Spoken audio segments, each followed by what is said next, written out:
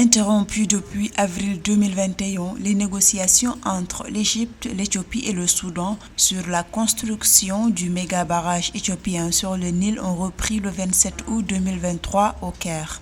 C'est ce qu'a indiqué le ministère égyptien des Ressources en eau et de l'irrigation dans un communiqué publié le même jour. La partie égyptienne défend l'importance de parvenir à un accord équilibré et juridiquement contraignant sur les règles de remplissage de l'exploitation du barrage qui répondent aux intérêts et aux préoccupations des trois pays. Le projet du grand barrage de la Renaissance est source d'un contentieux régional depuis que l'Éthiopie en a entamé les travaux en 2011.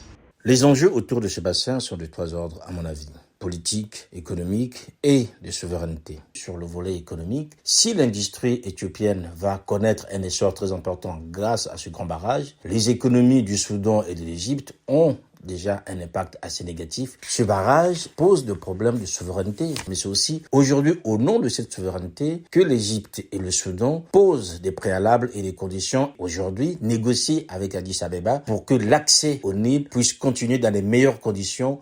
Le grand barrage éthiopien de la Renaissance sur le Nil bleu est présenté comme vital par les autorités éthiopiennes et est perçu comme une menace pour celle de l'Égypte et du Soudan. Le barrage constitue une menace existentielle selon l'Égypte car ce pays dépend du Nil pour 97% de ses besoins en eau.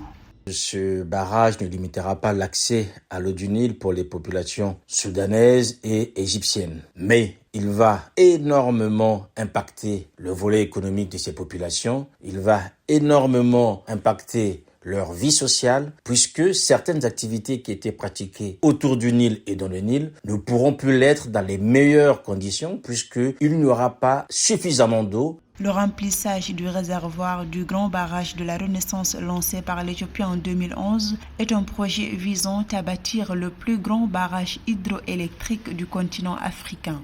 D'un coût d'environ 3,5 milliards d'euros, il doit permettre de doubler l'actuelle production éthiopienne d'électricité.